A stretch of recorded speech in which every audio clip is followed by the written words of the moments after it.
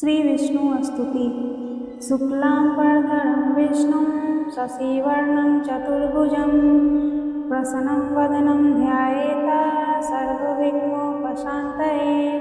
शान्ताकारं भुजगशयनं पद्मनाभं सुरेशं विश्वधारं गगनसदृशं मेघवर्णं शुभांगं लक्ष्मीकान्तं कमलनयनं योगिर्विद्यानगम्यं वन्दे विष्णुं भवभयहरं सर्वलोकैकनाथम्।